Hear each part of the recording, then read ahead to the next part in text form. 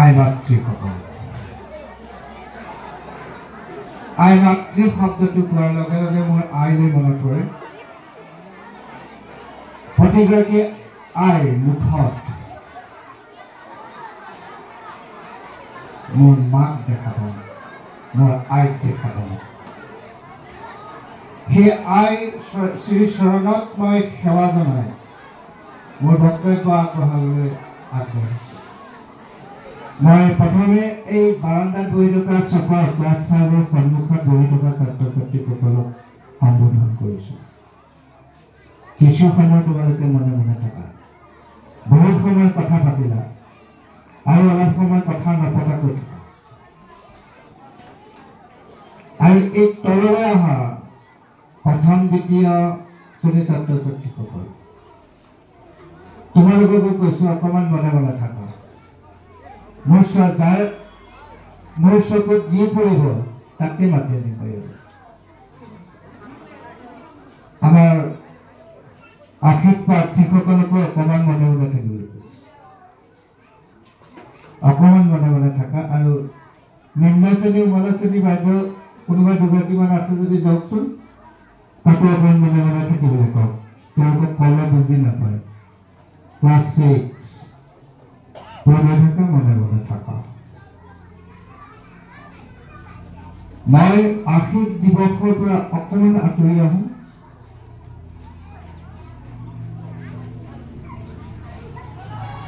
আশীষ দিৱসত আশীষ প্ৰদান কৰে এতিয়া মই গালি দিম সেইকাৰণে মই ইয়াৰ পৰা এই অনুষ্ঠানটোৰ পৰা আঁতৰি লৈছোঁ তাক গালি পাৰিম আশীষ প্ৰাৰ্থীসকলক গালি পাৰিম মাহঁত বহি আছে তোমালোকৰ আটাইখিনি দেউতাৰ প্ৰতিনিধিত্ব কৰি এজন অভিভাৱক উপস্থিত আছে গতিকে তেখেতসকলৰ সন্মুখত তোমালোকক গালি পাৰিম তোমালোকে তেনেকৈ নাভাবিবা প্ৰথম কথাত তোমালোকে নিজক ভাল পাবলৈ শিকা নিজক নিজৰ ওচৰত কেতিয়াও শত্ৰুতা নকৰিবা আটাইতকৈ ডাঙৰ কথা কি জানা তোমালোকে যে নিজক নিজৰ ওপৰত শত্ৰুতা আচৰণ কৰে নৱম শ্ৰেণীত মন কৰিবা যে নিজক নিজৰ ওচৰত শত্ৰুতা কৰে তাতকৈ দুৰ্ভাগ্য নাই তাতকৈ দুৰ্ভাগ্য নাই দুৰ্ভগীয়া নাই যি নিজৰ ওপৰত নিজে প্ৰতিশোধ লয় নিজক শত্ৰুতা আচৰণ কৰে নিজে কেনেকৈ তুমি ক'ৰবাত বেয়া বস্তু খাইছা নিজক শত্ৰুতা কৰিছা তুমি ক'ৰবাত বেয়া আচৰণ কৰিছা তুমি নিজক শত্ৰুতা কৰিছা আকো নহয় কিন্তু বেয়া বস্তু খাইছা তোমাৰ নিজৰ শৰীৰত নষ্ট কৰিব মোক নহয় দেউতাক নহয় মাক নহয় কেৱল মাত্ৰ তোমাৰ নিজক গতিকে কোনো কালে কেতিয়াও বেয়া বস্তু ভক্ষণ নকৰিবা গুটখাই হওক চিগাৰেটেই হওক পনীয়টোৱেই হওক যিয়েই নহওক ছাত্ৰৰ সাজ পোছাকযোৰ পিন্ধি থকা শেষ মুহূৰ্তত কৈছোঁ তোমালোকক আজিৰ পৰা এই সাজযোৰ পিন্ধি থাকোঁতে কেতিয়াও কোনো কালত তোমালোকক আৰু ক'বলৈ নাপাওঁ পামনে নাপাওঁ আজিয়ে তোমালোকৰ ছাত্ৰ জীৱনৰ bottle green white maroon colour blazer ৰঙা টাই পৰিধান কৰি বকা জোতা পিন্ধি অহা ছাত্ৰ বা ছাত্ৰীগৰাকীক আমি কোনোদিনে আৰু ক'বলৈ নাপাওঁ গতিকে সেই সুযোগটো লৈছোঁ মনত ৰাখিবা কিন্তু এই কথাটো তুমি কেতিয়াও নিজক নিজৰ শত্ৰুতা নকৰিবা কেতিয়াবা ক'ৰবাত ভুল কৰিছা স্বাভাৱিক কথা।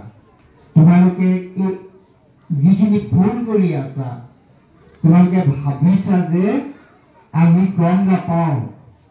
মাৰা দেউতাই হয়তো গম যদি নাপায়, আৰু ডাঙৰ কথাটো কি গম পায়নে? মাক দেউতাকে যেতিয়া গম পায়, একেবাৰে গম পোৱা শেষৰজনেহে গম পায়। গম পোৱাৰ শেষৰ দুজন কিবা এটা কোনোবাই ভুল কৰিছে, সেই কথাটো জনাৰ একেবাৰে শেষৰজন হ'ল মাক বাপেক। গতিকে তোমালোকে সেই কামবিলাক, সেই কথাবিলাক, সেই ভুলবিলাক তুমি জীৱনত কেতিয়াও নকৰিবা। আমি নিজক ভাল পাব লাগিব। কালি কৈছো মই, নিজক ভাল পাব লাগিব, তেতিয়াহে আনক ভাল পাব পাৰিবা। প্ৰথম কথা, তুমি নিজক ভাল পোৱা, তাৰ পিছত আনক ভাল পাবা। যি নিজক ভাল পাব নোৱাৰে, সি কেতিয়াও আনক ভাল পাব নোৱাৰে। সেইটো স্বাৰ্থপৰতা নহয়। যি নিজকে চিনি নাপায়, সি আনক কি চিনি পাব? গতিকে তোমালোকে প্ৰথম কথা নিজক চিনি পোৱা। তুমি কোন, তুমি কাৰ ঘৰৰ পৰা আহিছা, তুমি ক'ৰ পৰা আহিছা। সদায় তুমি স্কুলখনক লৈ ফুৰিছা, সদায় তুমি মাৰা দেউতাক লৈ ফুৰিছা। আজি তুমি ক'ৰবাত ভুল কৰিছা, সেই ভুলটো আটাইতকৈ কাক ক্ষতি কৰিব জানা? তোমাক। স্কুলখনক কিছু ক্ষতি কৰিব কিছুদিনৰ কাৰণে, তাৰপিছত আকৌ ভাল কিবা এটা আহিব, সেইখিনি শেষ কৰি পেলাব। কিন্তু তুমি কাৰ দ্বাৰাই সেইখিনি শেষ কৰিবা? গতিকে প্ৰতিটো ক্ষেত্ৰতে তোমালোকে নিজক চম্ভালি তুমি প্ৰতিষ্ঠা হ'ব লাগিব। তুমি যদি প্ৰতিষ্ঠা নোহোৱা, তেতিয়াহ'লে তোমাৰ জীৱনৰ সাৰ্থকতা ক'ত? তুমি কিয় জন্ম ল'লা? ইমানখিনি কিয় কৰিলা তুমি যদি প্ৰতিষ্ঠা হ'ব নোৱাৰা? গতিকে ভাল মানুহ হৈ থাকা। তোমাৰ জীৱনলৈ বহুত বাধা আহিব, সেই বাধাখিনিক আওকাণ কৰি তুমি আগুৱাই যাব লাগিব। প্ৰতিটো বাধাই কিন্তু জীৱনত গুৰুত্বপূৰ্ণ ভূমিকা গ্ৰহণ কৰে। বোলে এইটো মোৰ সৰু বাধা, এইটোক মই আওকাণ কৰোঁ, এইটো মোৰ ডাঙৰ বাধা, ইয়াক মই গুৰুত্ব দিওঁ, এনেকুৱা নহয় কিন্তু কি হৈছে? জোতাৰ ভিতৰত সৰু শিলগুটিটো যেতিয়া সোমাই তুমি কেইখোজ আগুৱাবা? জোতাৰ ভিতৰত অকণমানি শিলগুটিটো যেতিয়া সোমাই তুমি কেইখোজ আগুৱাবা? কিন্তু আমি বহুত ডাঙৰ ডাঙৰ পাথৰ, ডাঙৰ ডাঙৰ শিল, ডাঙৰ ডাঙৰ পাহাৰ পাৰ কৰিব পাৰোঁ, কিন্তু জোতাৰ ভিতৰত থকা সৰু শিলগুটিটোক লৈ 10 খোজ আগুৱাই যাব নোৱাৰো। মনত ৰাখিবা।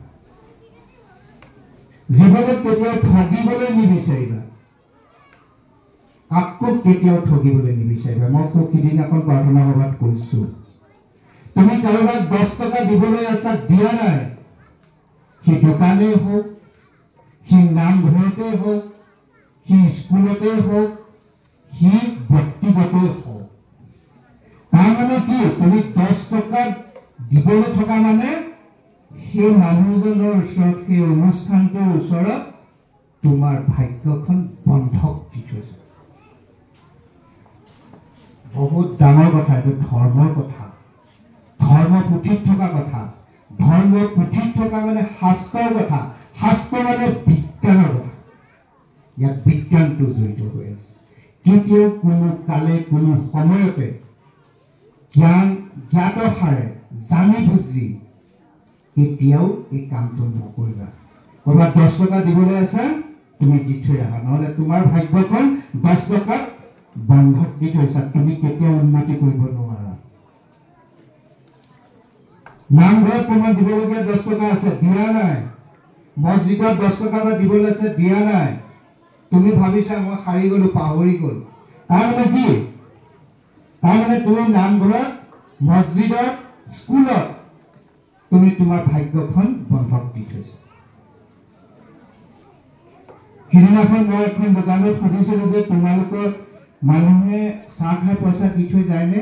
ডেইলি 20-25 জনে নিদিয়ে। ইমানেই চলে হোটেলখন। হোটেলখন দুপত দুপে বাঢ়ি গৈছে, আগবাঢ়ি গৈছে। কেলে? ইমানবোৰ মানুহ ডেইলি ভাগ্যবোৰ বন্ধকত লৈ আছে নে? তেওঁলোকৰ ভাগ্যবিলাকে দোকানখন চলি আছে। মই চাহ খালোঁ, পইচা নিদিলোঁ, মোৰ যিখিনি ভাগ্য আছিলে, মোৰ যিখিনি পাবলগীয়া আছিলে তাৰখিনি মই দি থৈ আহিলোঁ। মই মাটি এডৰা বন্ধক দি থৈছোঁ কাৰোবাক। তাত যিখিনি উৎপাদিত ফল হ'ব, উৎপাদিত শস্য হ'ব, সেইখিনি কোনে ভোগ কৰিব? মই কৰিম নেকি? যি বন্ধক লৈ থৈছে কি কৰিব? গতিকে তোমাৰ ভাগ্যত যিবোৰ ঘটি থাকিবলগীয়া আছে সেইখিনি তোমাৰ জীৱনত কিন্তু নাঘটে। সেই দোকানীজনৰহে হৈ থাকিব। যিখিনি পাবলগীয়া আছে দোকানীজনো পাব। কেতিয়াও সেইকাৰণে কোনো অনুষ্ঠান প্ৰতিষ্ঠান ব্যক্তি আৰু ওচৰত ধাৰ নথবা। যিমান পাৰা মাৰিবলৈ চেষ্টা কৰিবা, নহ'লে ভাবিবা মই ভাগ্যখন বন্ধকতে দি থৈছোঁ, মোৰ পাম ক'ৰ পৰা। এই বিদ্যালয়খনলৈ তোমালোক আহিবা। মই আনুষ্ঠানিকভাৱে তোমালোকক আজিয়ে আমন্ত্ৰণ কৰিলোঁ। সময় পালে, গম পালে, মনে যদি আতে পাক এটা মাৰিবা, ভাল লাগিব। এতিয়া ল'ৰা ছোৱালীবোৰ আহে, মাক এষাৰ দিয়ে, বছ সুখী, কমলা টেঙাটো তোমালোকে খোৱা। তাৰ যিটো গোন্ধ ওলায়, সেই গোন্ধটো পালে আমি সুখী যে আমাৰ ছোৱালীজনীয়ে, আমাৰ ল'ৰাটোৱে কমলা এটা খাইছে। তোমালোকৰ কথাটো মা দেউতাইও ভাবে। মাক দেউতাক, শিক্ষক শিক্ষয়িত্ৰী, শিক্ষাগুৰু এইসকলে এইটোৱে বিচাৰে, সুখত থাকা, পাক এটা মাৰিবা, ভাল লাগিব। কোনো কালে দোষ নকৰিবা যে আমাক নেমাতিলে, ছাৰে আমাক নেমাতিলে, আমি গমেই নাপাওঁ। কাৰোবাৰ মুখে গম পাবা নহয়, আহি যাবা।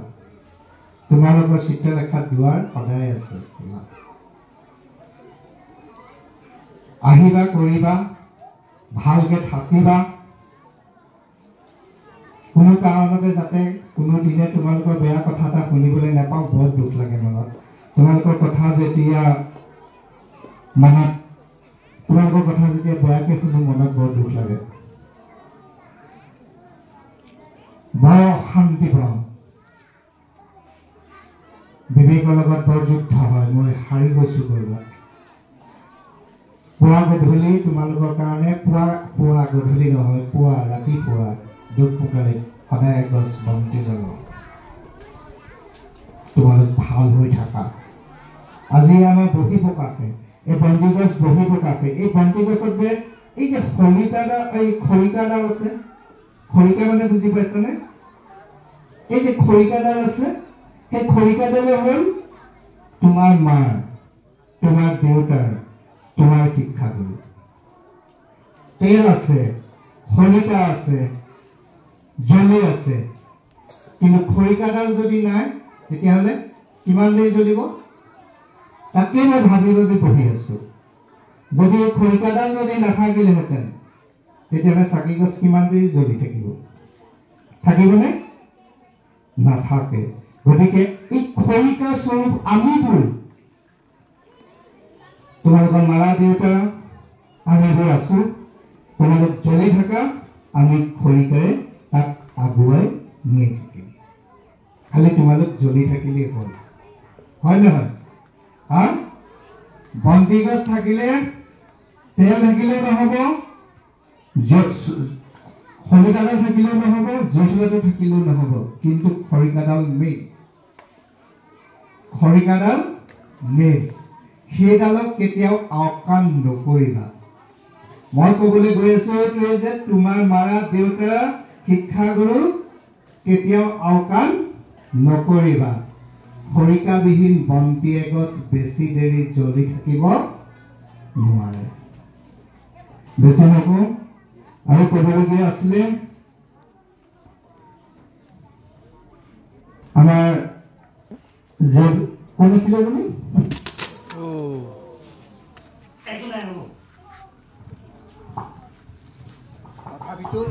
তথাপিতো গিলাচখন নাভাগিলে। ইয়াত বহুত মৰম সোমাই আছে। গিলাচখন নাভাগিলে জীৱনত বহুত ধুমুহা আহিব তোমাৰ।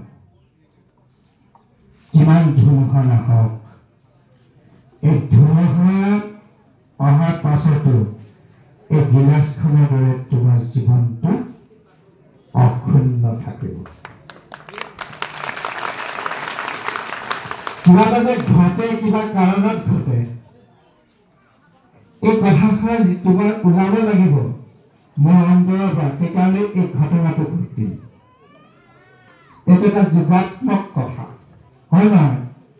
খুব সুন্দৰকৈ ৰাখিছে প্ৰত্যেকৰে অন্তৰত, যাতে মই এনেধৰণে জিলিকি থাকিব পাৰোঁ, থাকিব পাৰোঁ। সদায় সেইটোকে মই কামনা কৰোঁ। তোমালোকৰ যাতে অন্তৰত মই অকণমান ঠাই পাওঁ, সেই অন্তৰত ঠাইকণ পালে মই মোৰ জীৱনৰ সাৰ্থকতা। শেষত অভিভাৱকসকলক বহুত ধন্যবাদ দিছোঁ। তেওঁলোকৰ পুত্ৰ কন্যাক আমাৰ হাতত তুলি দিলে। আমি আজি আপোনালোকৰ হাতত তুলি দিবলৈ বিচাৰিছোঁ। সযতনেৰে ৰাখিব, সৎ স্থানত স্থাপন কৰিব,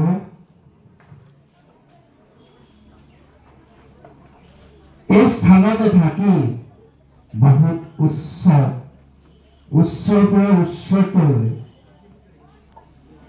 গতি কৰিব। এনেকুৱা এটা স্থানত থাকক যাতে আমি তেওঁলোকক ঢুকি নাপাওঁ। ইমান উচ্চ স্থানত থাকক যাতে আমি তেওঁলোকক ঢুকি নাপাওঁ। এইখিনি আশা কৰি মই আশীৰ্বাদ আজি নিদিওঁ, মোৰ মৃত্যু পৰ্যন্ত তোমালোকৰ লগত থাকিব। মোৰ হাতখন আজি 40 বছৰে মই ছাত্ৰ ছাত্ৰীসকলে লাগি থকা এই হাতখন তোমালোকৰ ঘৰৰ ওপৰত দিলেও সদায় থাকিব।